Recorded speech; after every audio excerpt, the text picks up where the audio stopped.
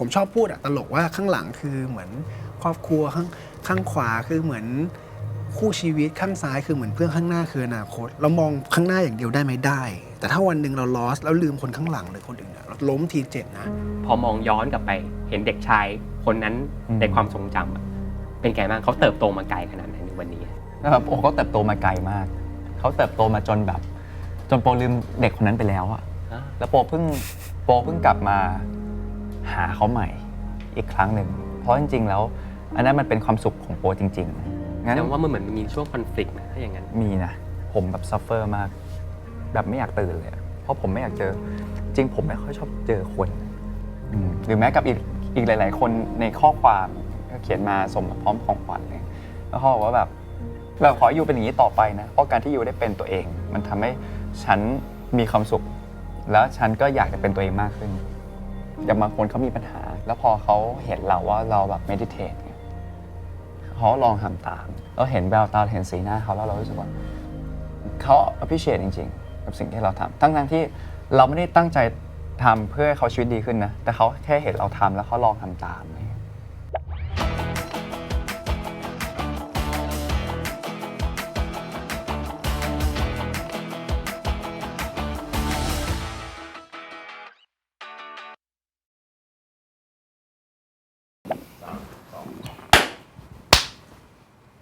สวัสดีครับเอางี้เลยเหรอเอาอย่างนี้เลยเหรอเอาไงดีเอางี้แหละสวัสดีครับผมโจปารันเจนจิตตรงครับคุณอยู่กับรายการแชร์สู่แชร์รายการเก้าอี้แห่งเรื่องราวที่จะพาคุณผู้ชมไปเจาะลึกชีวิตคนบันเทิงที่มีมากกว่าเรื่องบันเทิงครับแล้วก็วันนี้ผมอยู่กับศิลปิน2ท่าน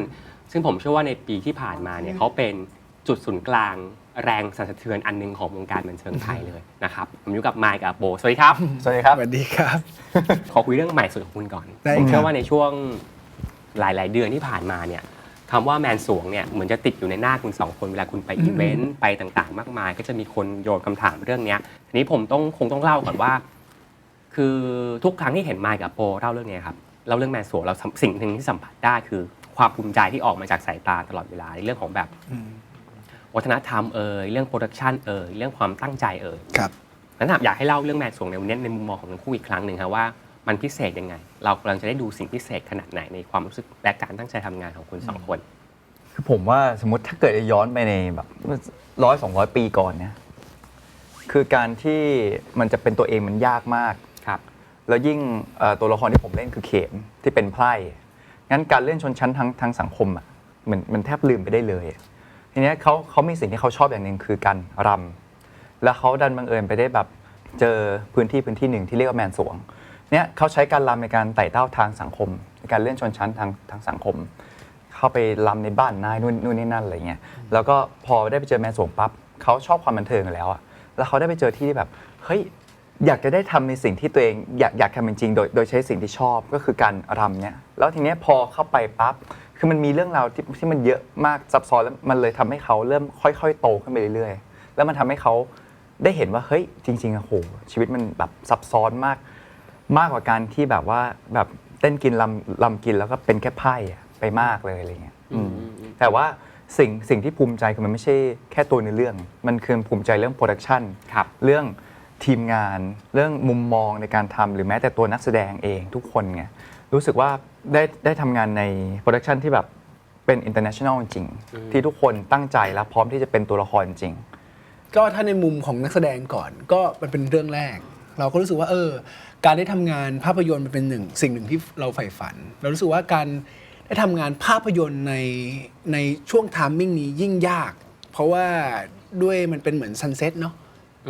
ของวงการภาพยนตร์มันเฟดลงมาเยอะเนี่ยการที่จะได้ทำงานในโปรดักชันที่แข็งแรงมากหรือว่ากับคนที่มีความตั้งใจและมีแพชชั่นที่รอได้เนี่ยมันยากแต่การได้ทำแมนสวงผมว่ามันก็คือคนกลุ่มนั้นทุกคนตั้งใจหมดแต่มากเหนือกว่าความตั้งใจผมมองว่าเนื้อเรื่องกับเอาคำที่ออกมาคือเราในฐานะนักแสดงเนี่ยเราเห็นถึงตัวบทแหละเห็นแหละว่าเราไปเล่นเป็นยังไงแต่ว่าพอเราเล่นเสร็จทุกอย่างเนี่ยเราเห็นว่ามันมีการ develop ของตัวจินตนาการมาเป็นรูปธรรมมากขึ้นเรื่อยๆผมคิดว่าตั้งแต่แรกถึงตอนนี้มันโตขึ้นเรื่อยๆและเห็นเป็นภาพที่ชัดเจนในมุมนักแสดงนะครับ แต่ถ้าในมุมของคนดูที่เราชอบหนังเนี่ยเรารู้สึกว่ามันเป็นเรื่องหนึ่งที่น่าสนใจ เพราะว่ามันแคปเจอร์โมเมนต์อย่างที่โปบอกว่าประมาณ 200-300 ปีมันอยู่ในช่วงรัตนโกสินทร์ตอนต้น มันเป็นช่วงที่การผสมผสานของ culture มันเข้ามารวมกันเป็น mix culture ซึ่งไอ้ตรงเนี้ยมันน่าสนใจมันมีไทยเทศมีต่างๆนานาเนี่ยซึ่งเอาความดาร์กของคนเอาความเทาของคนมารวมกันบนเนื้อเรื่องที่ก็มีพลิกซ้ายพลิกขวาหน้าหลังนะครับความเอนเตอร์เทนเมนต์กับความสวยงามมันมารวมกันเนี่ยในมุมของคนที่ดูเข้าไปจะเห็นตรงนั้นความพิเศษมันเยอะอย่างที่โบบอกว่าเราทำงานกันแบบแค่12ชั่วโมงออนไทม์กันจริงๆในที่นี้คือเราจะพยายามเซตให้ทุกอย่างมันแบบเกิด value จากสิ่งที่ทำให้มากที่สุดจะไม่บี้นักแสดงหรือบี้ทีมงานจนแบบโอ้โหหามรุ่งหามค่ำจนเสียคือสุขภาพของการทำงานเสียสุขภาพคือพวกเราและทีมงานเชื่อว่างานที่ดีต้องเกิดจากความเฮลตี้แล้วพอมันทุกคนเฮลตี้แล้วอยากไปทำงานงานจะออกมาดีทางทีมงานเบียนข่าวเขาเลือกคนที่เก่งที่สุดในสายนั้นๆมาเรื่องแพชชั่นหรือเรื่องผลงานที่ดีมันก็จะมาเป็นอันดับแรกพอทุกคนมันแบบมี attitude อย่างเงี้ยแล้วพอมันลงกันโหโคตรมันเลยรู้สึกว่าเรื่องนี้เป็นความภูมิใจในฐานะโปเป็นคนไทยที่เกิดที่ประเทศไทยจริงๆแล้วทางทีมงานก็พยายามจะเอาเรื่องนี้ไปขายให้มากที่สุดทั่วทุกแบบทุกมุมของโลกจริงๆเพื่อให้เห็นว่าจะมีความตั้งใจที่จะทำให้มันออนพรีเมียร์พร้อมกันใช่เท่าที่ทำได้ใช่มันอาจจะไม่ทุกที่ในโลกพร้อมกันแต่ทำเท่าที่ได้ระหว่างถ่ายทำมันมีเรื่องโหดหินไหมครับเพราะมันไม่ใช่การถ่ายทำแบบธรรมดาเนอะทั้งตัวบททั้งตัวคาแรคเตอร์ของตัวละครมันมีเรื่องความยากความสาหัสอะไรระหว่างการถ่ายทำที่เล่าสู่กันฟังได้บ้างอย่างของโปคือถ้าเป็นพาร์ทของโปก่อนคือเรื่องการรำคือเรื่องการรำเขาฝึกตั้งแต่เด็กแต่โปเพิ่งมาฝึกงั้นโปก็ต้องมานั่งดัดมือทุกวันนิสัยก็ต้องดัดนะครับครับผมตึงอย่าเครียดเกินอย่าเครียดเกินไม่ดัดมาแล้วแล้วแบบว่าคือเหมือนท่าจำก็ต้องท่ารำก็ต้องจำแล้วไหนจะมาแบบเข้าคาแรคเตอร์แล้วเล่นกับผู้เล่นคนอื่นอีกคือมันแบบคือเหมือนมันมีหลาย process ที่เราต้องทำจนมันติดอยู่ในเนื้อในตัวเราแล้วเราถึงจะแบบ flow อะไรเงี้ยผมชอบที่คุณทำเมื่อกี้มากเลยอ่ะเพราะบรรยากาศไวฟ์ในการเล่าเรื่องของเขามันดูรีแลกซ์ขึ้นทันทีเลยนะเหรอครับไม่น่าเชื่อเลยของมายมั้งความสาหัสของมายในเรื่องนี้คืออะไรที่ยากน่าจะเป็นเรื่องของวิธีการถ่ายแบบหนังซะมากกว่าสำหรับผมที่มันอาจจะต่างจากซีรีส์ที่เราเคยทำมาหรืออย่างอื่นมันมีความเจาะขยี้แล้วถ้าเราโฮตัวละครแบกความเครียดในบางอย่างสมมติว่าเราแบกอะไรความเครียดเนี่ยเราก็โฮมันไป4-5 ชั่วโมง 6-7 ชั่วโมงตรงนั้นน่ะแต่เราก็โฮมันจริงๆพอท้ายวันเวลาออกมันก็เหนื่อยหน่อยครับเพราะมันก็คือไปอยู่ตรงนั้นนานนั่นคือสิ่งที่ยากในการทำงานรอบนี้ครับเคยมีภาพฝันไหมว่าเมื่อมันออนแอร์ไปแล้วทั่วโลกเนี่ยสัก1 เดือน 2 เดือน 3 เดือนเราอยากเห็นภาพแบบไหนหรืออยากให้มันเกิดแรงกระเพื่อมอะไรตามมาจากภาพยนตร์เรื่องนี้มั้งคือผมไม่อยากเห็นแต่ว่ามันความชอบเล็กๆสมัยเด็กคือผมอยากเห็นเหมือนสมัยเด็กๆมันมีสุริโยไทยมีบางอาจารย์มีอะไรทำนองนั้นนางนาคอะไรอย่างเงี้ยที่เขาโรงเรียนเขาเอาเด็กเข้าไปดู เราก็อยากจะเห็นอย่างนั้นบ้างเฉยๆถ้าเป็นเรื่องนี้ได้ก็คงดีเพราะว่ามันไม่ใช่เพราะว่าเห็นเรานะเป็นเพราะว่าเพราะเรื่องเหล่านั้นแหละที่มันทำให้เรามีแรงบันดาลใจตอนเล็กๆว่าเฮ้ยหนังไทยมันมีอย่างนี้ว่ะหนังไทยมันทำอย่างนี้ได้ว่ะวงเล็บนะขนาดพ่อแม่เรามีทุนทรัพย์ในการพาไปดูอยู่แล้วนะถ้าเด็กที่ไม่มีทุนทรัพย์เลยซึ่งเยอะนะครับเขาไม่มีโอกาสได้ดูหนังเลยอะแต่ครั้งนี้เขาได้ดูมันก็คงเป็นเรื่องราวดีๆที่ทำให้อะไร10-20 ปีมันเกิดคนในวงการบันเทิงใหม่ๆได้ไม่มากก็น้อยสำหรับผมครับโอ้ล่ะครับคือตอนนี้พวกเราได้ทำงานกับเดอแล้วหลายๆครั้งที่ไปต่างประเทศเนี่ยมันน่าภูมิใจที่เขาเขียนเขาพาดหัวข่าวว่า it's Thai time แล้วอยากให้หนังเรื่องนี้มันเป็นอย่างนั้นเพราะว่ามันมีเกาหลีมันมีอเมริกามันมีหลายๆที่ที่มันแบบที่วัฒนธรรมอาร์ตของบ้านเขามันบูมอย่างเงี้ยคืออยากให้เป็นของประเทศไทยบ้างสักครั้งก็ยังดีที่แบบว่ามันเป็นเวลาของคนไทยที่แบบได้พูดถึงศิลปะวัฒนธรรมจริงๆนี่ผมคิดตามกับที่อาโปพูดเมื่อกี้ถ้ามันมีคำว่า It's Thai Time จากหนังเรื่องจริงๆนี่แบบผมสะใจเหมือนกันนะแล้วก็ผมเชื่อว่ามันจะเป็น It's Thai Time จริงๆแหละจากการที่คุยกับคนแวดล้อมพวกคุณมาถึงความตั้งใจในการทำงานของเรื่องนี้เนาะ โอเคทีนี้เราขออนุญาตข้ามมาเรื่องชีวิตของคุณสองคนเพราะชีวิตคุณสองคนเนี่ยมันผมรู้สึกว่า1 ปีที่ผ่านมาเป็น1 ปีมหัศจรรย์ของชื่อมายกับอโปมาก โคตรมันเลย ก่อนที่จะพูดถึง1 ปีหลังจากคินพอสหรือซีรีส์ที่มันสร้างปรากฏการณ์มากมายเราอยากชวนแฟลชแบ็กไปไกลกว่านั้นนิดนึงครับมายกับอโปในวัยเด็กๆครับถ้าเราคิดถึงชีวิตตัวเองในวัยเด็กๆเนาะเราจะนึกถึงเหตุการณ์อะไรไม่ว่าจะเป็นเหตุการณ์ดีหรือไม่ดีตัวตนของเราในสมัยเด็กตัวตนในวันนั้นของเราในสมัยเด็กไม่ว่าจะเป็นเรื่องที่เราเคยทำโอเคเรื่องที่เราเคยแบบเราเคยเป็นแบบนี้เนาะเรามักจะนึกถึงตัวตนของตัวเองในวันนั้นน่ะในเรื่องอะไรเราสองคนในวันนั้นเป็นแบบไหนผมนึกถึงเด็กอ้วนนะครับถ้าของผมเองก็ยังนึกถึงภาพนั้นอยู่เป็นคนที่จริงจังกับเรื่องที่เลือกที่จะทำเด็กๆชอบกีฬาปิงปองแล้วก็ซ้อมทั้งวันทั้งคืนจริงๆซื้อหนังสืออะไรอย่างเงี้ยมาหรือว่าชอบเคยดูทีวีแชมเปี้ยนเคยเล่าแล้วอยากเป็นนักแข่งกินก็กินอยู่นั่นน่ะกินเนี่ยมันคือภาพเด็กๆที่ผมจำได้เป็นเด็กที่มีความฝันไหมในสมัยนั้นอยากเป็นวิศวะ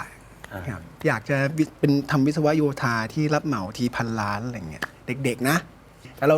รับรู้ได้ว่าตอนเด็กๆวิศวะมันเป็นอาชีพที่วิศวะโยธาเป็นอาชีพที่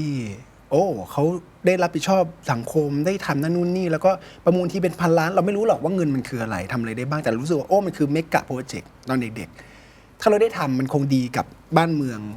ของเราณตอนนั้นอย่างเงี้ยครับแต่พอโตขึ้นด้วยอาจจะเพราะกีตาร์หรืออะไรสักอย่างมันเลยเปลี่ยนผมไป direction ไปโดยไม่รู้ตัวใช่แต่ยังชอบคำนวณอยู่ครับในอายุเท่ากันฝั่งนี้เป็นไงฮะเด็กๆคือถ้าเกิดว่านึกย้อนไปตอนเด็กสิ่งที่จำได้คือผมเป็นเด็กที่ใจดีมากผมรู้สึกว่าแบบอยากจะให้เงินกับขอทานอยู่ตลอดเวลาอะไรเงี้ยอันนี้คือสิ่งที่ flashback ใช่อันนี้คือสิ่งที่ flashback ไปแล้วก็ถ้าย้อนกลับไปคือ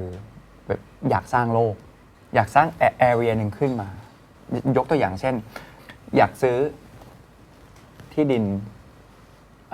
1,000 ไร่เพื่อปลูกแต่ต้นไม้ตอนเด็กๆอาจจะไม่ได้คิดแบบนี้แต่ว่าเป็นคนที่เป็นแบบนี้คือเหมือนแบบอยากทำอะไรเพื่อแบบ charity มันมีที่มาที่ไปไหมฮะพ่อแม่เขาแบบว่าปฏิบัติธรรมแต่เด็กแล้วเขาจะชอบพาเราไปห้องสวดมนต์จะพาเราไปทำบุญจะพาเราไปเรียกว่าอะไรไปปฏิบัติธรรมหรืออะไรอย่างเงี้ยอยู่ตลอดเวลาอันนี้คือแฟลชแบ็กในมุมตอนเด็กๆที่แบบพอนึกได้อะไรเงี้ยแต่พอโตมาพอเราได้เริ่มเรียนรู้อะไรเงี้ยแล้วก็จะเป็นอีกในเวอร์ชันหนึ่งในเวอร์ชันที่แบบเราเริ่มวิ่งตามสังคมแล้วว่าโลกมันแบบนี้เราต้องมีสิ่งนั้นต้องมีสิ่งนี้ต้องเป็นแบบนี้เป็นคนนี้ต้องเป็นคนนั้นเลยแล้วพอเราสองคนนั่งคุยกันแบบนี้ฮะพอมองย้อนกลับไปเห็นเด็กชายคนนั้นในความทรงจำเป็นไงบ้างเขาเติบโตมาไกลขนาดไหนในวันนี้นะครับเขาเติบโตมาไกลมากเขาเติบโตมาจนโปลืมเด็กคนนั้นไปแล้วอะแล้วโปเพิ่งกลับมาหาเขาใหม่อีกครั้งหนึ่งเพราะจริงๆแล้วอันนั้นมันเป็นความสุขของโปจริงๆมันเหมือนพอถึงจุดหนึ่งเราอยากจะโตขึ้นเราอยากจะเป็นผู้ใหญ่มากขึ้นเราจะไม่อยากให้ใครเห็นด้านที่อ่อนแอของเราแต่ว่าพอเหมือนค้นหาตัวเองไปคือโปชอบค้นหาตัวเองทุกวันเนี่ยว่าพอมองย้อนไปแล้ว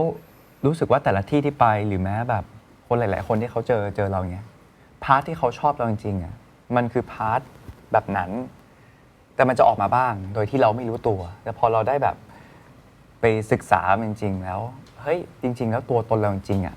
คือตัวตนที่คนส่วนใหญ่เขาชอบเราก็เลยพยายามกลับไปหาเด็กคนนั้นจริงๆมันเป็นตัวตนที่อยู่ที่เดิมมาแหละเพียงแต่อาจจะถูกใช่การแล้วเวลาสิ่งแวดล้อมหรือแม้แต่ตัวเราเองที่หลอกตัวเราว่าจริงๆเราเป็นคนนี้เราต้องทำแบบนี้เราต้องวางท่าทางแบบนี้เราต้องทำสีหน้าแบบนี้พอมองย้อนกลับไปแล้วแบบการที่เราเป็นคนขี้เล่นการที่เราเป็นคนแบบเป็นเด็กน่ารักอ่ะมันก็ไม่ผิดเนี่ยมันก็ได้เนี่ยแค่เราใช้วุฒิภาวะที่มันโตขึ้นมาเล่นให้รู้จากสถานที่รู้จักกาลเทศะมันก็พอดีได้อะไรเงี้ยคุณวิศวะโยธาแหละครับครับเด็กผู้ชายคนนั้นเป็นไง ไม่เหมือนกับที่คิดตอนนี้เลยเพราะว่าเด็กๆผมเป็นคนขี้อาย คือมันจะคอนทราสต์มากกับสิ่งที่เป็นอยู่ ไม่ได้กลัวสังคมนะครับ แต่แค่เราเอนจอยกับการอยู่กับคนหมู่น้อย แล้วก็ทำอะไรอย่างที่เราอยากจะทำแล้วก็โฟกัสกับสิ่งบางอย่างให้มันไปให้ที่สุดอะไรนะณตอนนั้น ก็ไม่เคยคิดว่าจะมาทำงานวงการบันเทิง ไม่เคยอยากไม่เคยชอบ จนกระทั่งมาเรื่องดนตรีมากีตาร์อยากเป็นนักดนตรีแค่นั้นแล้วมันก็ลากมา ไม่เคยอยากเป็นนักแสดงครับ เต็มที่ถ้าโอเวอร์แลปสุดก็คืออยากเป็นพิธีกรแบบพิธีกรถามชีวิตพิธีกรเจาะใจพิธีกรเพอร์สเปกทีฟอะไรนั้นอยากเป็นและยังอยากเป็นอยู่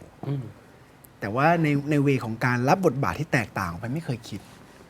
ถ้ามองย้อนถึงตอนเด็กตอนนั้นก็ยังงงอยู่ว่ามันมาได้ยังไงถ้าวันนี้ต้องเป็นพิธีกรรายการ ครับ แชร์ทูแชร์ครับ ครับ คุณอยากถามอะไรอโปครับ จริงๆเนี่ยตัวผมอาจจะรู้เยอะแล้วแต่ว่าผมอาจจะถามในมุมของที่คนยังไม่อาจจะยังไม่รู้ต้องคิดขึ้นมาตอนนี้ผมคิดว่ามันมีอะไรที่เป็นจุดเปลี่ยนให้โปมาชอบในวงการบันเทิง และจากวันนั้นถึงวันนี้โปยังคิดเหมือนอย่างนั้นหรือเปล่า ยังคิดเหมือนเดิม คิดเหมือนเดิม จุดเปลี่ยนจริงๆอ่ะคือตอนเล่นละครเรื่องแรก อันนี้คือกี่ปีแล้วนะฮะเรื่องแรก 10 ปีแล้วครับจุดเปลี่ยนมันคือว่าพอเราต้องศึกษาคาแรคเตอร์ของตัวละครน่ะมันต้องสังเกตคนมากขึ้น พอมันได้ศึกษาตัวละครมากไปเรื่อยๆมันทำให้เรารู้สึกว่าเฮ้ยเราก็ต้องปรับตัวเราด้วย เราต้องเป็นคนช่างสังเกตมากขึ้น แล้วมันทำให้นิสัยโอเคเราเป็นการเป็นคนมีความรับผิดชอบมากขึ้น เรากลายเป็นคนที่ใส่ใจสิ่งรอบตัวมากขึ้นกลายเป็นคนที่โตมากขึ้นมี critical thinking มากขึ้นคิดเป็นระบบมากขึ้น ก็เลยรู้สึกว่าเฮ้ยนี่น่าจะเป็นสิ่งที่ทำให้เราได้เติบโตขึ้นได้เป็นคนที่ดีขึ้นในทุกๆวันแน่เลยอย่างเงี้ย คือโปเข้าใจรู้สึกว่าการได้รับบทเป็นคนอื่นได้เข้าใจคนอื่น ใช่ แล้วก็มัน develop ความเป็นตัวเอง ใช่ ใช่ไหม สมมติว่าแบบเฮ้ยเราเข้าใจตัวละครนี้มากขึ้นแล้วมันทำให้เราเข้าใจคนอื่นในสังคมไปด้วย ก็เลยรู้สึกว่าเนี่ยเลยทำให้เรารักการแสดง ผมเริ่มหวั่นใจแล้วที่โยนให้มีพิธีกรอีกคนเพิ่มขึ้นมาฮะอาชีพการงานผมเริ่มสั่นคลอนแล้ว คำถามเดียวพอนะครับ กลับไปเป็นแขกรับเชิญเหมือนเดิมนะพร้อมไหมนะฮะ ครับ ตกลงคุณคือแขกรับเชิญ ใช่ครับแขกรับเชิญ ยอดครับผม ครับในเทปนี้นะฮะ ขอบคุณมากครับ ในเทปนี้นะฮะ ขอบคุณมากครับ ขอบคุณครับ หลังจากนั้นก็เกิดปรากฏการณ์ In Pod The Series ซึ่ง ใช่ ผมรู้สึกว่ามันผมกล้าพูดคำนี้ว่าคุณสองคนน่าจะไม่คิดว่ามันจะแบบสั่นสะเทือนชีวิตตัวเอง ขนาดนี้นะวันแรกที่เล่นถูกไหมฮะ ผมไม่คิด ผมไม่ได้คิดโปอาจจะคิด ผมคิด เหมือนเคยคุยกับน้อง คือผมไม่ได้คิด เพราะว่าผมแค่อยากจะทำงานออกมาให้มันดีที่สุด ยังมีนิสัยกลิ่นแบบนั้นอยู่ว่าทำอะไรทำให้มันสุดความสามารถ เพราะเราเลือกทำแล้ว ครับ เพราะว่ามันไม่ใช่ซีรีส์เรื่องแรก อืม ที่เรามีโอกาส ที่เขาให้เกียรติเราจะไปเล่นดีกว่า ผม มันก็เป็นน่าจะเรื่องที่ 5 ที่ 6 อะไรอย่างเงี้ยแต่เราเลือกทำในวัย 29 จะ 30 แล้วเนี่ยเรารู้สึกว่าตอนนั้นเราต้องทำให้ดีที่สุด เท่าที่ทำได้ ผลออกมาเป็นยังไงไม่ว่ากัน ก็ถือว่าได้ลองแล้ว ได้ออกจากคอมฟอร์ตโซนบางอย่างแล้วครับ แต่วันนั้นผู้ชายคนหนึ่งคิด รู้สึกว่ามันไม่มีอะไรได้ทุกอย่างบนโลกอะครับมันมี2 ทางอะสมมติถ้า success เราก็ต้องแลกพื้นที่ส่วนตัว ถ้าไม่ success ก็ไม่เป็นไร ก็เป็นโอกาสที่เราได้เรียนรู้และทำขึ้นมาใหม่แค่นั้นเองแล้วมันดันโดนข้อแรก เพราะว่าหลังจากที่ปรากฏการณ์นี้ไม่ออกขึ้นมาแน่นอนพื้นที่ส่วนตัว ที่โปบอกเมื่อกี้ครับผมอยากรู้ว่าหลังจากที่ซีรีส์เรื่องนี้ออนแอร์ไปครับ คือคนมักจะมองในมุมว่าสำเร็จชื่อเสียงเงินทองคนต่างประเทศรู้จัก ผมอยากรู้ทั้งสองมุมเลยว่าหลังจากที่ซีรีส์นี้ออนไปฮะสิ่งที่มันดีที่มันเกิดขึ้นกับชีวิต กับสิ่งที่ทำให้ชีวิตมันเหนื่อยมากขึ้นในแต่ละมุมมองของทั้งสองคนเนี่ยคืออะไร ขอที่อโปก่อน ผมก็เวลาอยู่กับตัวเองน้อยลง จริงๆผมชอบใช้เวลากับตัวเอง คือแต่ก่อนหน้านี้เลยผมมีความเชื่อว่าผมคือนักแสดง เท่านั้น ผมจะทำแค่การแสดงเท่านั้น ผมไม่อยากออกงาน แต่สุดท้าย มันก็มีหลายๆมุมมองที่แบบผู้ใหญ่ในค่ายเขาสอนแล้วบอกว่าเฮ้ยจริงๆแล้วชีวิตจริงมันมีหลายเอลิเมนต์มากมันมีหลายแองเกิลมากเราต้องยอมรับแล้วเราต้องเดินต่อ เพราะสุดท้ายเราไม่ได้อยู่ในบ้านเมืองที่เป็นแบบคุณได้เงินมาแบบเป็นกอบเป็นกำแล้วคุณจะใช้ชีวิตอยู่กับแค่การแสดง อยู่ต้องยอมรับให้ได้ว่ามันดำเนินปากท้องด้วยการออกอีเวนต์ การรับโฆษณาอย่างอื่นงั้นสิ่งที่คุณต้องแยกคืออะไรคุณต้องรู้จักหน้าที่ของตัวคุณว่าคุณต้องทำอะไรบ้างงั้น แต่ว่ามันเหมือนมันมีช่วงคอนฟ lict นะถ้าอย่างนั้นมีนะผมแบบซัฟเฟอร์มากแบบไม่อยากตื่นเลยเข้าใจเพราะผมไม่อยากเจอจริงผมไม่ค่อยชอบเจอคนผมจะแพนิคแต่ว่าผมก็ปรับตัวกับมันจนวันเนี้ยผมจัดการทุกอย่างได้ซึ่งผมพอใจมากมันเหมือนเป็นการเขาเรียกว่าอะไรเปิดใจคุยกับตัวเองเพื่อที่จะโตขึ้นอย่างนั้นไหมครับใช่ว่าแบบมันไม่มีอะไรที่มันมีสิ่งที่เราอยากทำกับสิ่งที่เราต้องทำมันคือหน้าที่กับสิ่งที่อยากทำเราต้องแยกให้ออก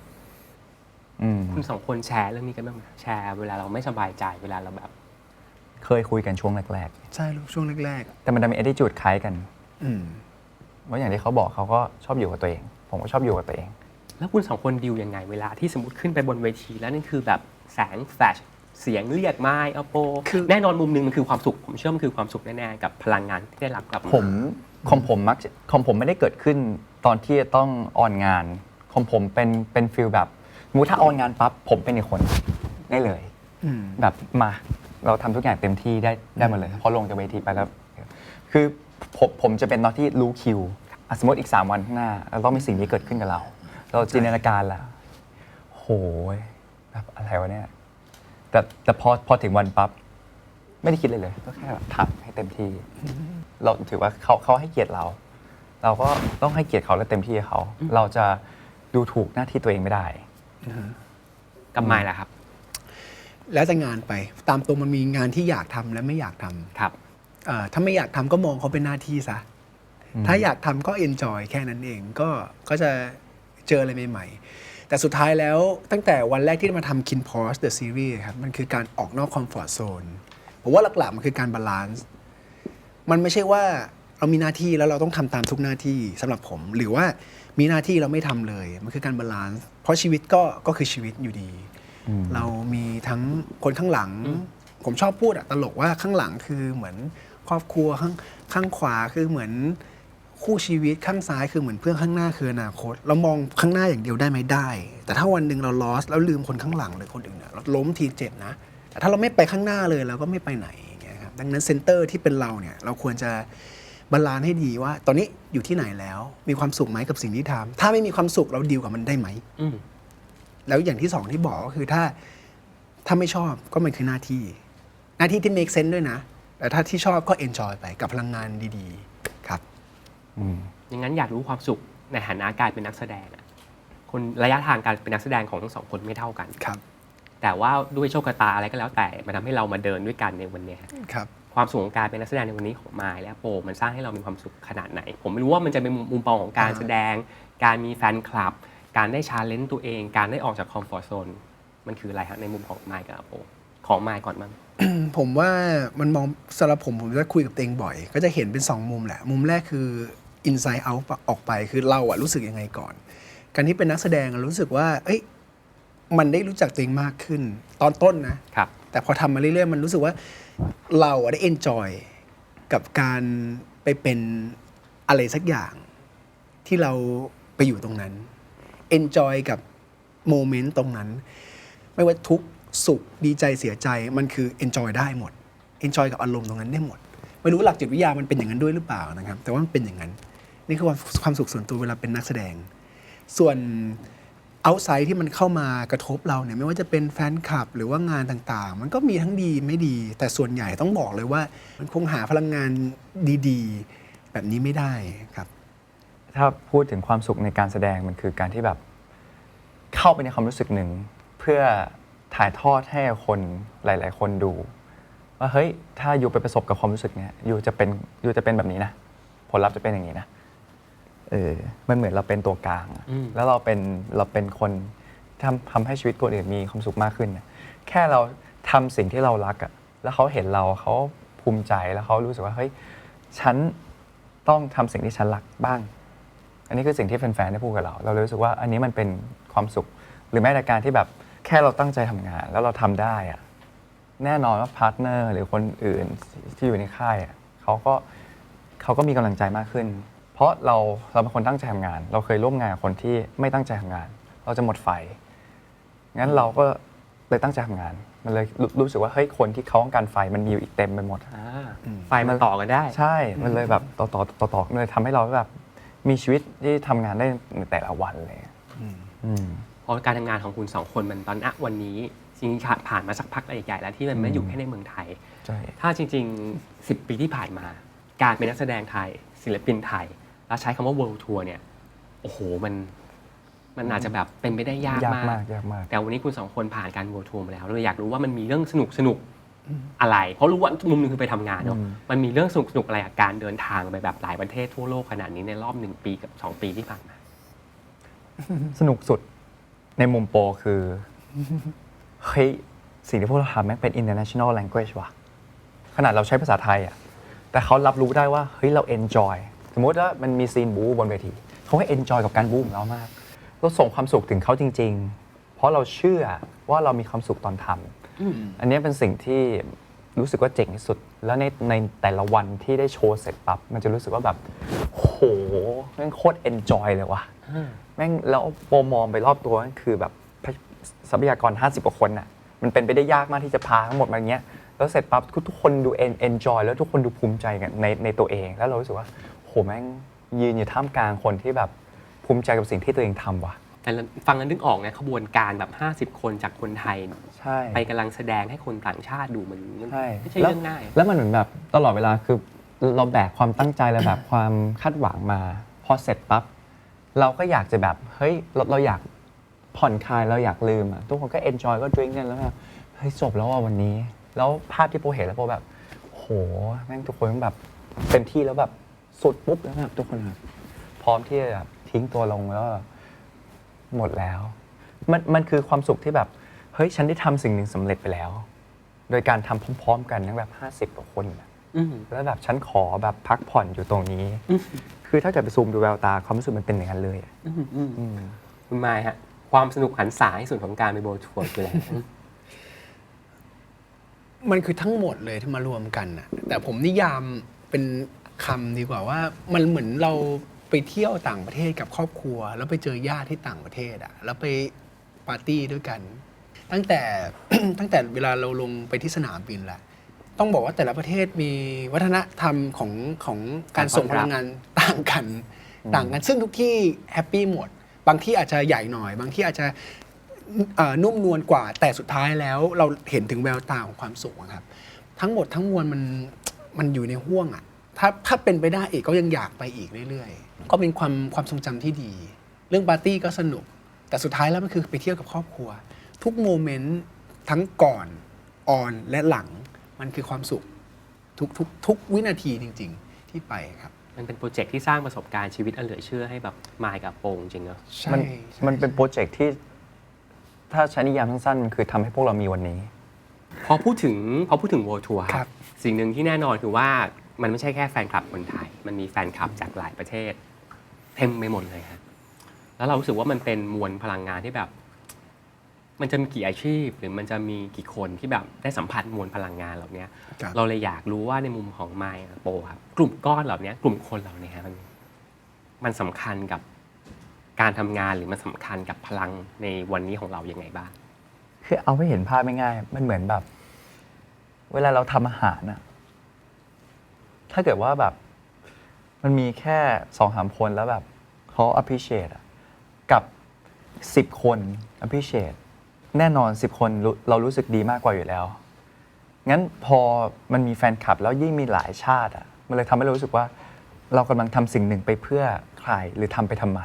เรียกว่าเติมเต็มไฟกันมันเลยทำให้เราได้แบบโอ้อยากตั้งใจมากขึ้นอยากตั้งใจมากขึ้นไปอีกอะไรเงี้ยมุมมายครับเขาสำคัญยังไงครับเป็นแฟนคือเหมือนเอาคาริสมามารวมกันอะคาริสมาของความสุขมารวมกันคือแต่ละที่ไม่เหมือนกันนะครับแต่ว่ามันคือคาริสมาเหมือนกันคือสุดท้ายแล้วพอเอาความสุขมารวมมันจะใหญ่หนาขึ้นแล้วก็แข็งแรงขึ้นแล้วพอเราไปอยู่ในห่วงจินลองหลับตาตามผมแล้วปุ๊บพอมันใหญ่ขึ้นแล้วผมไปอยู่ตรงในกลางวงด้วยกันมันเป็นฟีลลิ่งอย่างนั้นนะปุ๊บทุกอย่างมันดีไปหมดแล้วผมรู้สึกว่าจริงๆแล้วประเทศอื่นๆที่เรายังไม่มีโอกาสไปเช่นฝั่งลาตินอเมริกันหรือ ยุโรปเองก็ตามผมว่าถ้ามีโอกาสไปวันหนึงก็คงไม่ต่างกันก็คงเป็นมวลอย่างนั้น มันมีเหตุการณ์หรือมันมีข้อความอะไรจากแฟนคลับไหมที่มันแบบโอ้โหอ่านหรือเจอแล้วมันรู้สึกแบบโอ้โหสุดยอดในความรู้สึกเราสองคนจังเลย จริงมีตลอดข้อความมีตลอด จริงๆผมว่าทุกข้อความใช้ความว่าข้อความล่าสุดก็ยังมีความหมายกับเราอยู่ เพราะว่ายกตัวอย่างอาจจะมีการส่งของขวัญมาให้ทุกเดือนทุกครั้งผมจะอ่านการ์ดเท่าที่ได้ หรือบางครั้งอ่านจบแล้วจะเห็นถึงแบบโอ้โหคนบางคนเขาเขียนมาทุกครั้ง คนบางคนเขาเคยเขียนมาครั้งเดียวทั้งที่เขาตามมาเป็นปี แต่ว่าเวลาเขียนด้วยลายมือมันถูกกั่นแล้วอ่ะว่ะมันมีความหมายมากมันมีคุณค่ามากอย่างเงี้ยครับ ก็คล้ายๆกับพี่หมายครับ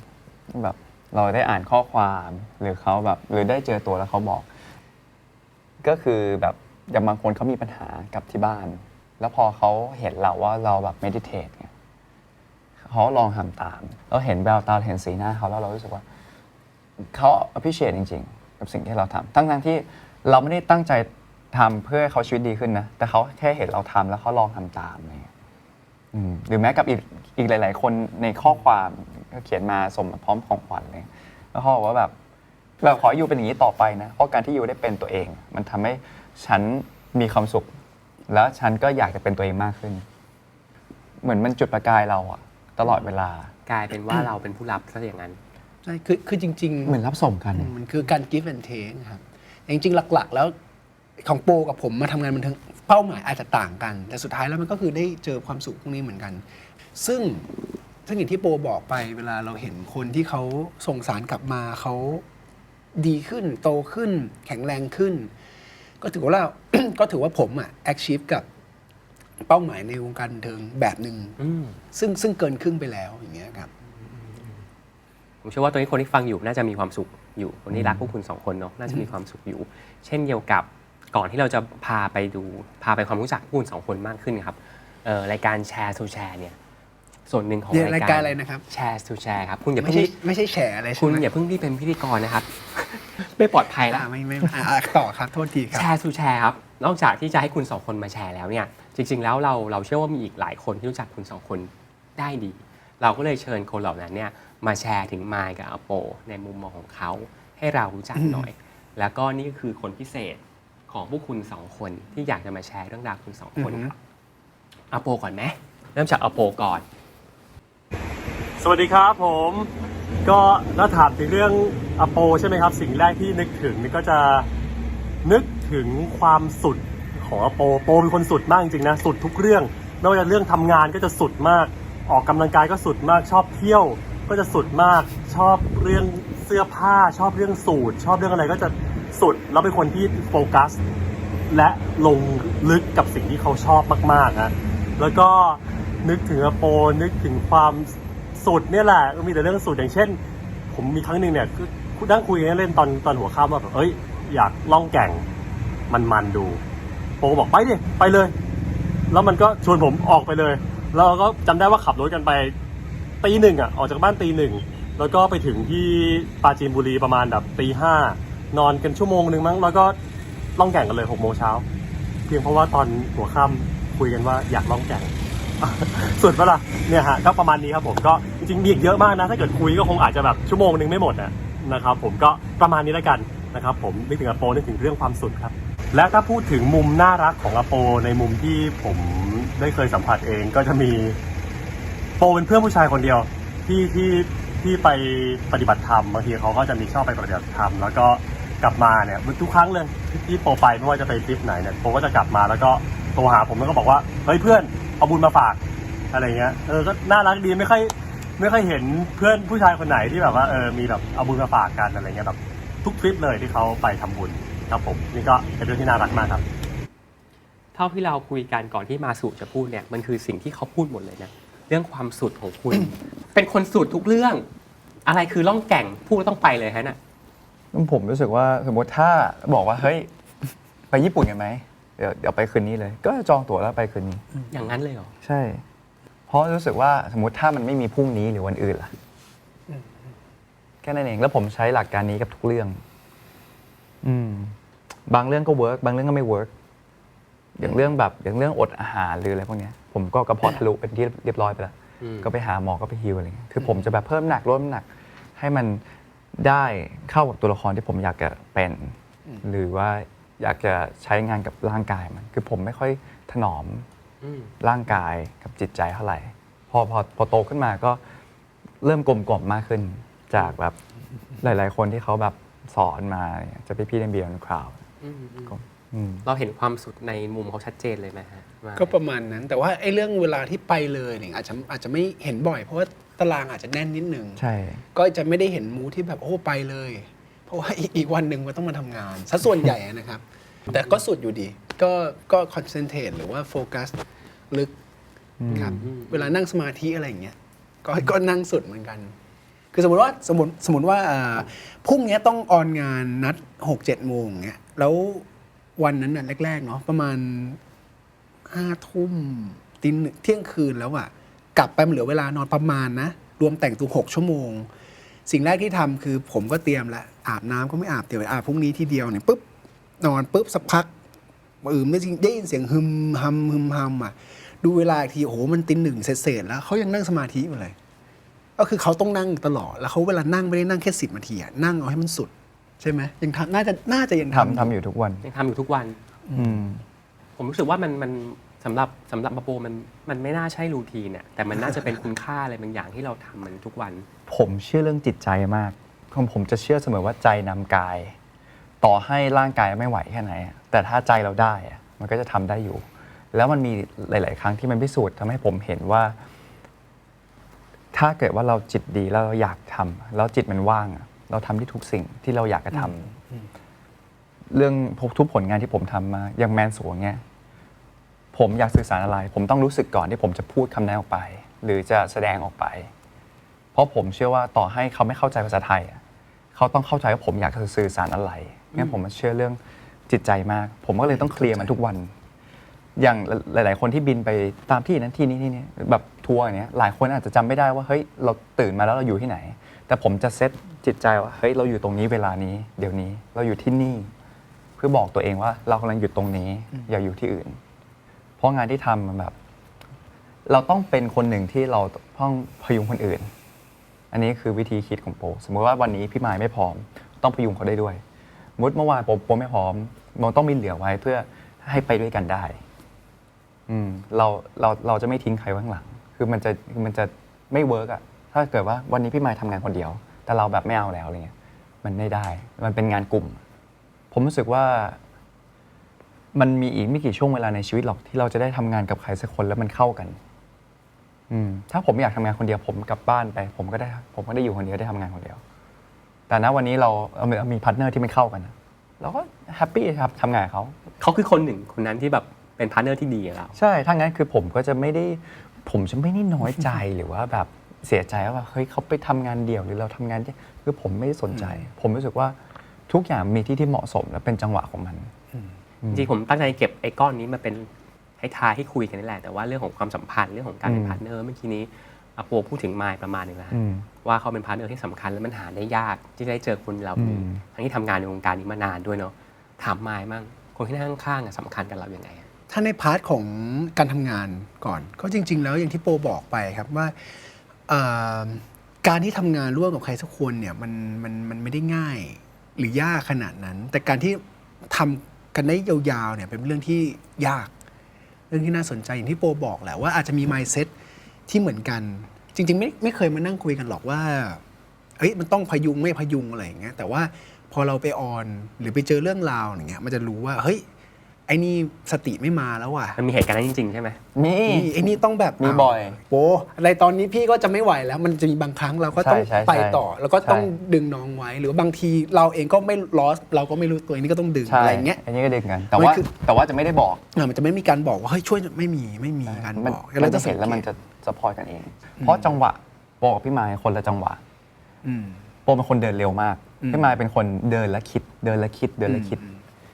งั้นพอถึงจุดหนึ่งโปก็ต้องเรียนรู้กับความใจเย็นกับความค่อยๆพี่มายก็ต้องเรียนรู้กับสิ่งที่มันแบบต้องเดี๋ยวนั้นที่ไม่ต้องคิดนี่ สิ่งที่เห็นได้ชัดคือเวลาเขาทำการแสดงกับโปจะสังเกตแหละ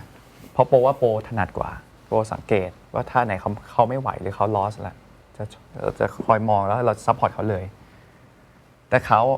ก็จะสังเกตเราในมุมของดนตรี ถ้าเขาเห็นเราไม่พร้อมเขาจะเข้ามาซัพพอร์ตเรามันเหมือนพอมันถนัดกันคนละอย่างเพราะว่านี่คือสิ่งที่เราเรียนรู้กันอยู่ แล้วมันทำได้ลงตัว เพราะว่ามันไม่เหมือนกัน มันคล้ายหยินกับหยางคือถ้ามันเหมือนกันอ่ะเพราะว่าชิบหาย ประมาณนั้น ในวันที่เราเจอกันทุกวันอย่างเงี้ยครับทำงานด้วยกันทุกวันต่อเนื่องยาวนานกันมาอย่างเงี้ยเราเคยแบบแชร์ความรู้สึกหรือเคยแบบขอบคุณกันและกันหรือเคยแบบมานั่งคุยกันในเรื่องที่เกี่ยวกับงานไอ้เหล่านี้บ้างไหมครับ ก็มีแต่อาจจะไม่ได้แบบมานั่ง มีน้ จับ อย เข่าคุ น้ ย อย ขนาดนั้น ส่วนใหญ่สิ่งที่ทำกันตลอดคือมองตากันแล้วขอบคุณกัน แค่นั้นเลย ไม่ก็บ่นว่าเว้งก็เหนื่อยเลย ชอบความคิดจังมองตาแล้วขอบคุณก็เข้าใจแล้ว ใช่ใช่คือโปเป็นคนไม่ค่อยพูด คิดในใจกูรู้ว่ามึงรู้ ขอบคุณแล้วก็ซึ่งพี่มาก็ทำเหมือนกัน เอากูไม่รู้บอกบ้างก็ได้ หวังบอกบ้างก็ได้ รู้ยัง รู้แล้วหยอก เขารู้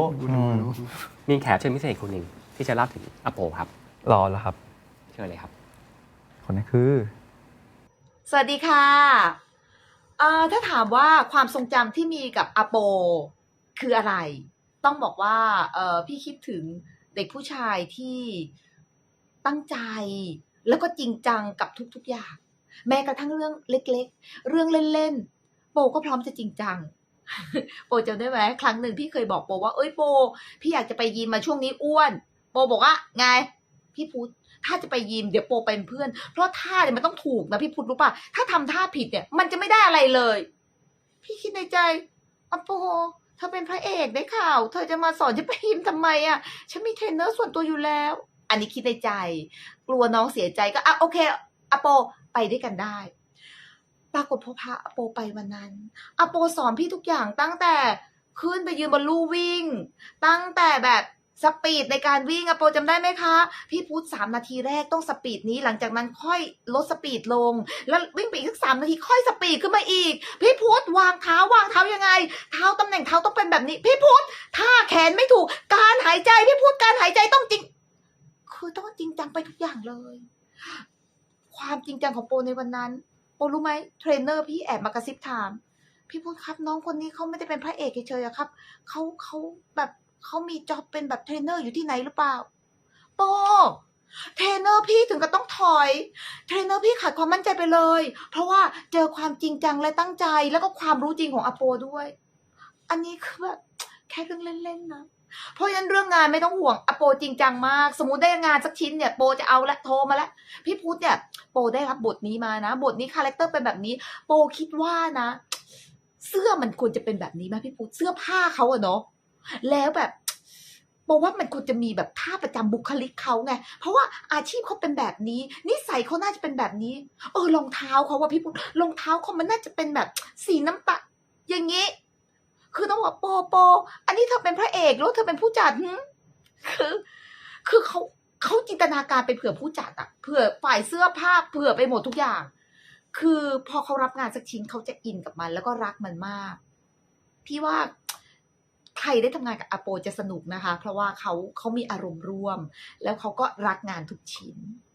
นี่คือความน่ารักของอาโปมาถึงวันเนี้ยคนชอบถามพี่ว่าแบบพี่รู้สึกไงอะที่พี่เห็นอาโปมาตั้งแต่ก่อนโน้นตอนเด็กๆแล้วตอนเนี้ยอาโปเขามีแบบทุกอย่างเลยไม่ว่าจะเป็นชื่อเสียงเกียรติยศ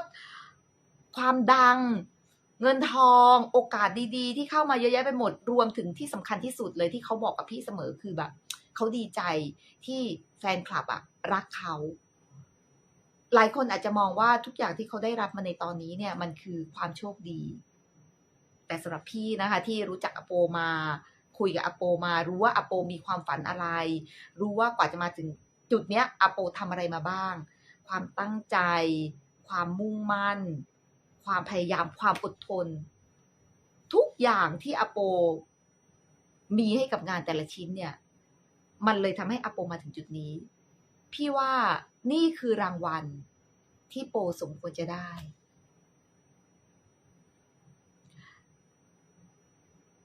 ไม่น่าเชื่อว่าโปจะมาถึงวันนี้ได้เร็วกว่าที่พี่คิดมาตลอดว่าเด็กที่มีความฝันและมีความตั้งใจมีความพยายามคนเนี้ย ยังไงเขาก็ต้องมาถึงจุดที่เขาตั้งใจไว้อะแต่มันมาถึงเร็วกว่าที่พี่คิด แล้วก็เป็นจุดที่ไกลกว่าที่พี่คิด พี่ดีใจด้วยนะคะโป แล้วก็ยังเดิมกับที่พี่เคยบอกโปเสมอ พี่ภูมิใจในตัวโปมากค่ะ แล้วก็จะยืนดูโปตรงเนี้ย ให้โปไปได้ไกลไกลไกลไกลไกล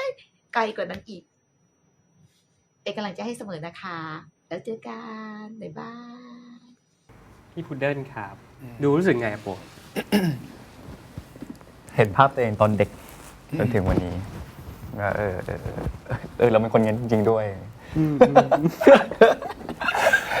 มันสะท้อนถึงความสุดอะกลับมาเรื่องเดิมเป็นคนจริงจังเป็นคนสุด จะไปแยกอาชีพเทรนเนอร์อีกนะ ประมาณนั้นประมาณนั้น พี่ไม่เคยโดน แอคชั่นเพราะมันเป็นกินพอชเป็นแอคชั่นเรื่องแรกของผมก็เขาก็จะแนะนำแล้วว่า 1 2 3 4 5 6 7 8 9 10 จนถึงเกือบ100อะไรอย่างเงี้ยครับว่าต้องอะไรยังไงบ้าง เพราะมันมีทั้งการวิ่งทั้งนั่นนู่นนี่อะไรล็อกหน้ามันเยอะมากถึง100จริงๆในเรื่องของรายละเอียดข้อถ้ามันนั่งนับมันเป็นอย่างนั้นจริง ที่ย้อนกลับไปถึงอโปตอนเด็กว่าเราอยากให้โลกนี้มันดีขึ้นแค่อย่างน้อยถ้าเราไม่ได้เปลี่ยนโลกเราเปลี่ยนใครบางคนที่มันใกล้ๆแบบอย่าเรียกเปลี่ยนเลยเรียกว่าให้สิ่งดีกับเขาในสิ่งที่เรามีอะไรอย่างเงี้ย เราเห็นตัวตนของอาโปผ่าน2 บุคคลมาแล้วคราวนี้ต้องขออนุญาตถึงสุภาพบุรุษอีกท่านหนึ่งครั อ๋อเหรอครับ ครับผมสุภาพบุรุษอีกท่านหนึ่งซึ่ง โอเค วันนี้เป็น1 คลิปพิเศษนะครับที่จะมาเล่าถึงตัวตนของมายในมุมของ ๆ มีกี่คน ของมายเป็น1 ท่าน อ๋อ1 คน ครับผม ตื่นเต้นเหรอ ตื่นเต้นนิดนึง เชิญครับ ค่ะสวัสดีค่ะสำหรับเรื่องน่ารักของมายนะคะก็คือตั้งแต่เด็กแล้วค่ะคือเขาจะเป็นคนที่มีความมุ่งมั่นนะคะมุ่งมั่นแล้วก็มีความตั้งใจ เพราะว่าด้วยวัยตั้งแต่ประมาณป .3 ป .4 นะคะถ้าเขาเห็นพี่ๆเล่นกีฬาเช่นยกตัวอย่างปิงปองอย่างเงี้ยค่ะคนอื่นก็เล่นก็ตีไปแต่เขาเนี่ยจะมีความว่าคือต้องรู้จริงก็จะขอเงินแม่ไปซื้อหนังสือซึ่งร้านหนังสือก็จะอยู่ตรงข้ามบ้านก็ไปซื้อหนังสือก็มานั่งอ่านว่าปิงปองเล่นยังไงทำยังไงนะคะหรือยกตัวอย่างกีตาร์เหมือนกันนะคะเพราะว่าช่วงปิดเทอม2 เดือนเนี้ยก็ไม่อยากจะให้เขาว่างก็เลยบอกว่าโอเคไปเรียนกีตาร์ไปเรียนอะไรที่เพื่อเพิ่มทักษะก็ปรากฏว่าทั้งหลานๆแล้วก็ตัวไม้เองก็แล้วก็พี่ชายก็ไปเรียนตัวเขาเองเขาก็จะแตกต่างจากเด็กคนอื่นก็คือก็จะขอเงินเหมือนกันไปซื้อหนังสือกีตาร์มาศึกษาดูว่ากีตาร์นี่เล่นยังไงทำยังไงนะคะแล้วคราวนี้เขาก็โอเคตั้งแต่ตอนนั้นมาคนอื่นก็จะไม่มีการสานต่อแต่ตัวเขาเองเขาก็จะขอซื้อกีตาร์จากกีตาร์โปร่งก็พัฒนาไปเป็นกีตาร์ไฟฟ้านะคะก็จะสังเกตว่าหลายๆเรื่องนะคะที่ว่าที่ผ่านมาเนี่ยก็คือจะดูแล้วเนี่ยมีความที่จะทำอะไรนี่จะตั้งใจและชอบทำอะไรที่แบบว่าคาดไม่ถึงเขาก็จะมีมุมน่ารักของเขามาตั้งแต่เด็กแล้วค่ะมุมในเรื่องของประทับใจในตัวเขานะคะเขาเนี่ยเป็นคนที่รักแม่รักพ่อแม่เพราะว่าเวลาเขาจะไปไหนไปกินข้าวหรือไปเที่ยวหรือไปช้อปปิ้งอะไรเนี่ยก็จะถ่ายรูปแล้วก็ส่งมาแล้วก็โทรมาหาแม่เคยมาหรือยังร้านนี้เดี๋ยวมากรุงเทพเดี๋ยวมายพามากินนะคะหรือว่าไปเห็นของอะไรที่น่ารักเขาก็จะบอกแม่อันนี้นี่แม่ชอบไหมเพราะทำไมเขาต้องถามเพราะว่าบางทีแม่เนี่ยจะบอกเขาเสมอว่าอย่าซื้อมาถ้าแม่ไม่ชอบเพราะฉะนั้นเขาก็เลยจะรู้ว่าบางทีเห็นสวยๆมาถามก่อนว่าแม่อันนี้แม่ชอบไหมนี่มายเห็นมายชอบนะอะไรเราก็เลยทำให้รู้ว่าเขาจะทำอะไรเนี่ยก็จะนึกถึงแม่นึกถึงพ่อนึกถึงแม่นะคะแล้วก็ไม่ใช่ว่าเฉพาะพ่อแม่นะคะเขาก็เผื่อแผ่ไปถึงทางพี่ชายซึ่งตัวนี้มันเป็นสิ่งที่ดีเพราะว่าถ้าในตัวของเขาเอง รักครอบครัวรักพี่รักน้องรักพ่อแม่เนี่ยทุกสิ่งทุกอย่างที่เขาทำงานมันก็จะเป็นการซึมซาบนะคะก็เลยว่าอันนี้ก็ถือว่าอันนี้ไม่ได้สอนแต่มันเป็นเขาตั้งแต่เด็กตั้งแต่ไหนแต่ไรเลยนะคะแล้วในสิ่งที่อยากจะให้บอกมายในตอนนี้เนื่องจากว่ามายเนี่ยทำงานช่วงนี้งานก็ค่อนข้างจะเยอะนะคะมายเขาก็มีความตั้งใจอยู่แล้วว่าทำยังไงที่จะให้ในสิ่งที่ว่าเพราะเขาเห็นทางทุกคนเนี่ยให้ความช่วยเหลือมายหรือว่ามาดูคอนเสิร์ตหรืออะไรมีแฟนคลับที่มากมายที่ติดตามผลงานของมายอยู่มายเขาก็จะพยายามสร้างสรรค์ผลงานซึ่งในส่วนตัวนี้ก็อยากจะให้มายเนี่ยเป็นแรงบันดาลใจสร้างแรงบันดาลใจเพราะหลายคนเนี่ยก็จะบอกทั้งผ่านมาทางคุณแม่ว่าก็เห็นพัฒนาการของมายมาก็อยากจะให้มายเนี่ยรักษาสุขภาพนะคะและก็พักผ่อนให้เพียงพอแล้วก็คือเพื่อจะได้สร้างผลงานที่ดีออกมาให้ตลอดไปนะคะและในส่วนของความรู้สึกที่มีต่ออโปเขาเป็นเด็กน่ารักค่ะเพราะว่าการแสดงของเขาแต่ละอย่างเนี่ยเขาก็ทำมา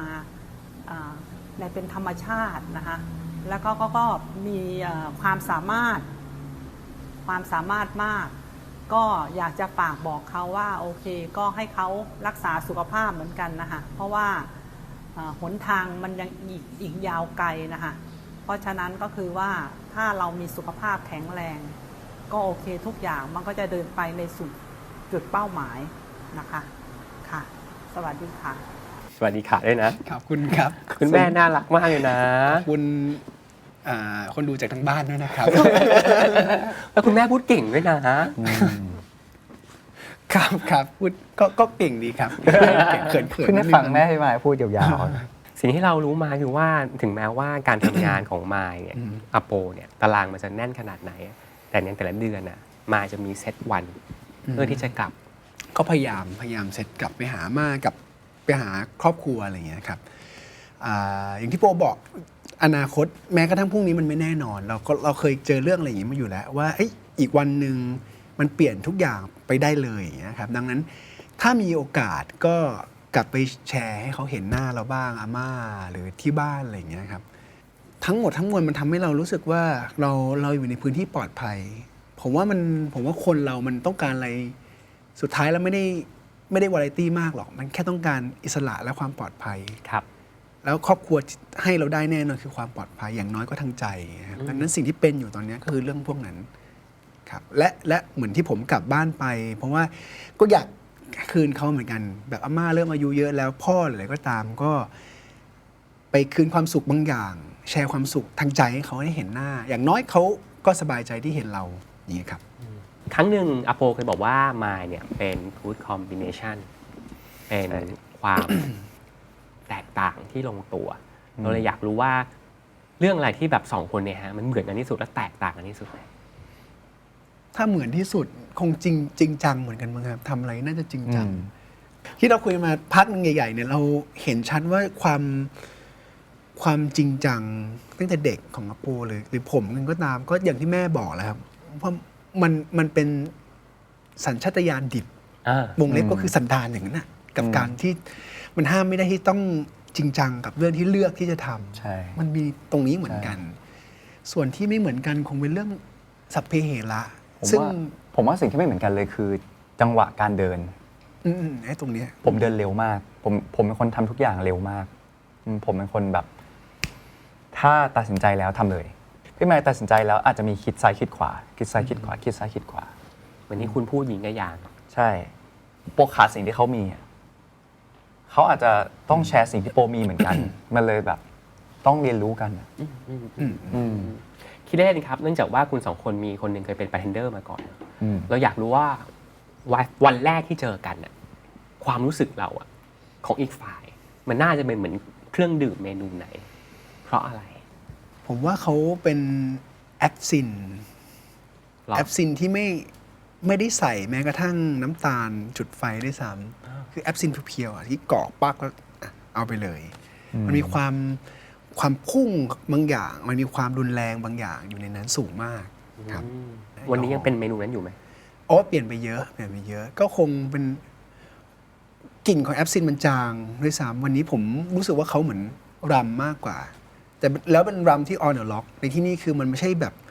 มันจะมีความผสมน้ำแข็งมันมีอะไรบางอย่างที่กลิ่นมันแรงอยู่แต่มันไม่ได้แบบบาดลึกขนาดนั้นเขาจะเปลี่ยนไปเยอะครับแต่ผมคิดว่าอย่างที่ทำให้เขารู้สึกว่ารสชาติหรือว่าความคอมเพล็กซ์บางอย่างมันเปลี่ยนไปก็คือเรื่องสิ่งที่เขาเจอทั้งงานทั้งสังคมทั้งอะไรกันต่างๆตลอดปีกว่าๆที่ผ่านมาครับ มันเชฟมิติใหม่ตัวเอง เชฟได้เร็วมากโปเลยคือถ้าถามกี่ครั้งว่าอะไรเป็นสิ่งที่ภูมิใจที่สุดสำหรับโปการอยู่ Beyond Cloud เพราะทุกคนใน Beyond Cloud เขาผ่านโลกมาเยอะมากอย่างพี่ปอนที่เป็นหัวเรือใหญ่ก็จะบอกโปตั้งแต่วันแรกเลยว่ากูจะทำให้มึงกลมกล่อมขึ้นมึงจะเป็นคนที่กลมกล่อมขึ้นในมุมกลับกันคนนี้ฮะวันแรกที่เราเจอกันเขาเป็นเครื่องดื่มเมนูไหนฮะ ของโปณวันนั้นโปเข้าใจว่าเขาเป็นเครื่องดื่มที่มันมีความนมผสมกับกลิ่นกับซีรัปวานิลามันให้ความรู้สึกแบบนั้นอ่อนนุ่มละมุนพอรู้จักไปเรื่อยเขาโปรู้สึกว่าเขาเป็นเหมือนแบบเล่าข่าวครับ ตอบฮาเลยนะ จังหวะดีมาก ฮาเลยนะเล่าข่าวมันมีฮาเลยนะ ไอ้เนี่ย เนโกนี่โปรู้สึกว่าจริงๆเขาเป็นเนโกนี่คืออะไรครับไม่รู้จักเนโกนี่มันคือเครื่องดื่มที่มันคล้ายกลิ่นของยามันมีความหนักแน่นคือสมมุติถ้าแต่ว่าจังหวะแรกที่เรากินไปมันจะหวานก่อนหวานแล้วพอกลืนเข้าไปปั๊บมันเริ่มหนักแน่นอวนอยู่ในปากด้วยความที่เขาเป็นคนช้างั้นทุกก้าวเขาจะคิดแล้วเขาหนักแน่นกับสิ่งที่เขาเดินหวานละมุนคือเป็นคนสุภาพแต่หนักแน่นโอ้ตอบเห็นภาพหมดเลยผ่านเครื่องดื่มไม่น่าเชื่อเนาะเรารู้อยู่แล้วว่าทั้งสองคนเนี่ยมีความชอบกีตาร์ครับชอบแมวครับขอนิดหนึ่งจุดเริ่มต้นของกีตาร์นี่มันเริ่มยังไงมันเริ่มมาจากคือจริงๆเราเป็นเด็กเรียนที่อยู่หลังห้องดังนั้นพอเราอยู่หลังห้องเราก็จะมีเวลาช่วงที่เราไม่เอาเนี่ยเพื่อนข้างหน้าเขาซื้อนิตยสารชื่อกีตาร์แม็กมา2-3 เล่มอะไรเงี้ยแล้วก็ดูมีกีตาร์แบบโอ้สวยจังสีขาวอะไรอย่างงี้แล้วไปสะดุดตัวหนึ่งมันมีกีตาร์กิฟสันรูปเพลย์บอยสีขาวตั้งแต่วันนั้นเราก็รู้สึกว่ามันสวยจังแล้วก็อยากเล่นแล้วก็พูดกับตัวเองผมเป็นคนติดนิสัยพูดกับตัวเองโอ้กีตาร์ตัวนี้สวยจังเลยอยากได้กีตาร์สีขาวจำได้เลยว่าจะกลับบ้านแล้วเพื่อนที่นั่งหน้าเป็นคนหนังสือเองเขาเดินมาข้างหูเป็นผู้หญิงสูงๆเขาเดินมาโอ้โหเล่นไม่เป็นยังเสอะอยากจะซื้อเขาพูดอย่างนี้เลยคาหูปักแล้วตกใจเราทำผิดอะไรวะเข้าใจมันก็เลยมีความชาเลนจ์นิดนึงว่าอยากลองแล้วเราก็ลองพอลองหลังจากนั้นก็เริ่มเลอะแล้วเพราะว่าแอบซื้อกีตาร์ไฟฟ้ามาแล้วครับผม แล้วก็เปลี่ยนชีวิตเลยทีนี้เพราะมันได้กีตาร์ไฟฟ้ามาก็เริ่มมีวงมีหัวหน้าวงอะไรเงี้ยก็ลากมาถึงวงการบันเทิงครับแล้วโปล่ะครับไปตกหลุมรักแมวได้ไงคือโปชอบแมวตั้งแต่เด็กเวลาเห็นแมวก็ชอบเดินไปเล่นเงี้ยคือแต่ทำไมถึงไม่ใช่หมาล่ะโปชอบความอ่อนโยนของแมวด้วยรูปทรงรูปร่างของแมวมันเพรียวแล้วมันเวลามันอ้อนมันแบบโหแบบแม่งเจนเทิลเหลือเกินแต่ว่าเวลาที่มันแบบมันซนนี่มันแบบโหแอคทีฟมากแล้วมันคล่องแคล่วคือโปเป็นคนนิสัยแบบนั้นคือเพิ่งมาสังเกตตอนโตแบบอ๋อเราเป็นคนชอบอะไรที่มันคล้ายๆเราก็เลยชอบแมวแล้วก็เพิ่งมารู้ว่าบุคลิกเราคล้ายมันแมวโปนี่แบบซ่ามากเพราะโปชอบเล่นกับมันแบบจับมันขึ้นมาแล้วเล่นแรงเขย่าแล้วเล่นแรงแล้วเล่นแบบเนี้ยแมวผมก็สนมาก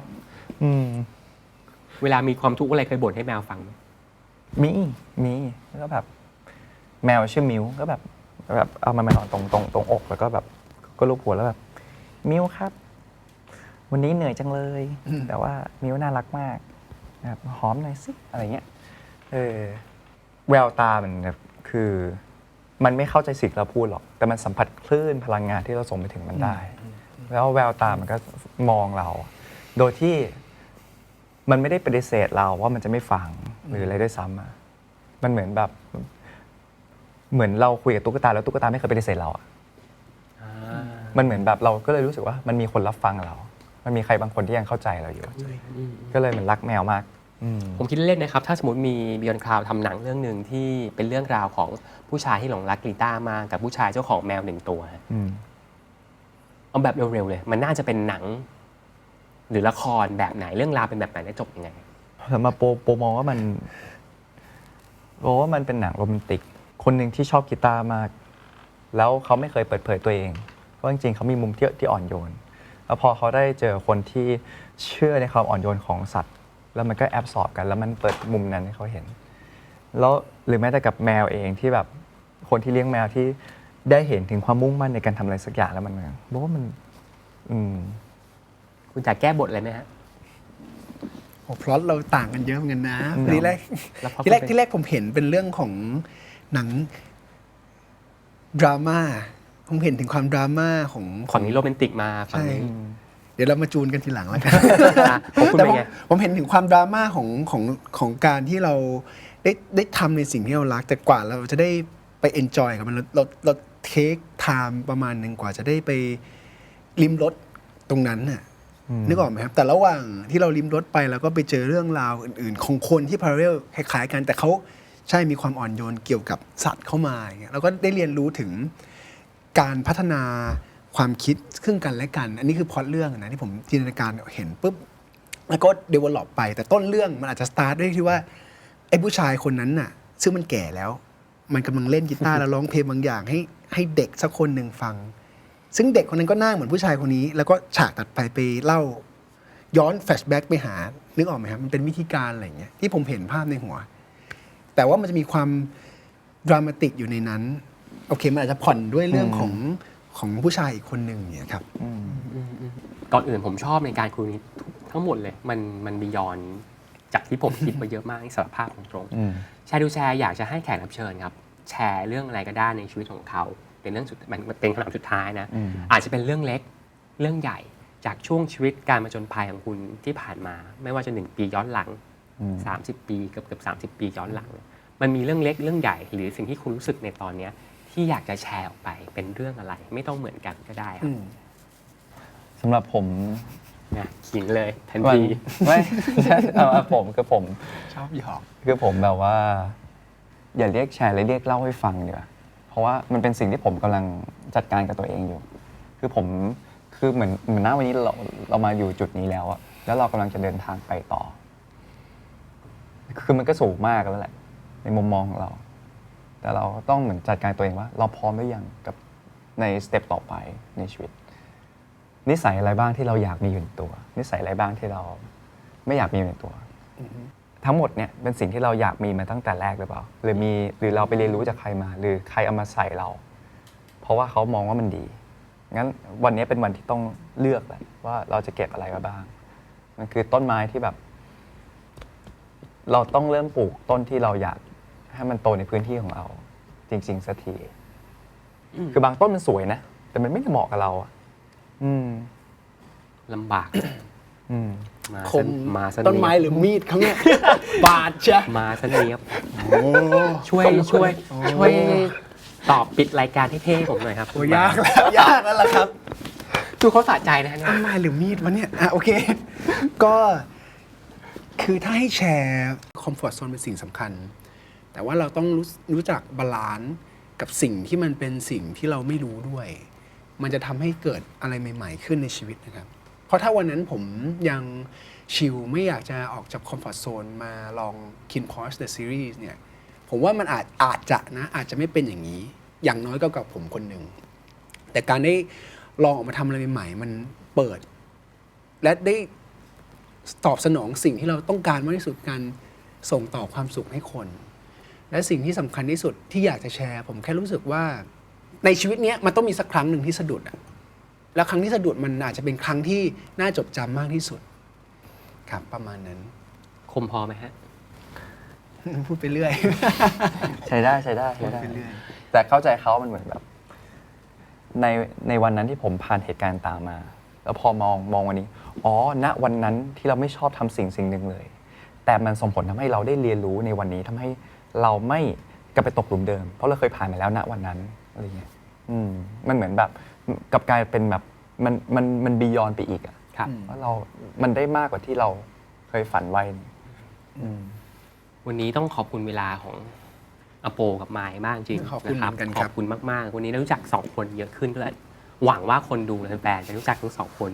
เยอะขึ้นนะครับเชื่อว่าทุกคนไม่ได้รอดูแค่แมนสูงละทุกคนจะรอดูการผจญภัยที่ออกจากคอมฟอร์ตโซนใหม่ๆของไมค์แล้วก็ดูต้นไม้ที่เติบโตเป็นต้นอะไรของอโปในอ บัต นาค โอ้ ต ก็แสบ คุณมาดีผมต้องจบให้สวยผมตกงาน โอ้ยบาทคมบาทลึก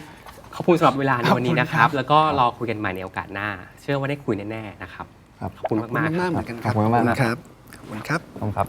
สนุกสนาน ขอบคุณทุกคนนะครับ งั้นวันนี้เป็นวันที่ต้องเลือกแล้วว่าเราจะเก็บอะไรมาบ้าง เราต้องเริ่มปลูกต้นที่เราอยากให้มันโตในพื้นที่ของเรา จริงๆสักที คือบางต้นมันสวยนะ แต่มันไม่ได้เหมาะกับเราอะ การออกนอกคอมฟอร์ทโซน การได้ลองออกมาทำอะไรใหม่ๆมันในชีวิตเนี้ยมันต้องมีสักครั้งหนึ่งที่สะดุดอะแล้วครั้งที่สะดุดมันอาจจะเป็นครั้งที่น่าจดจำมากที่สุด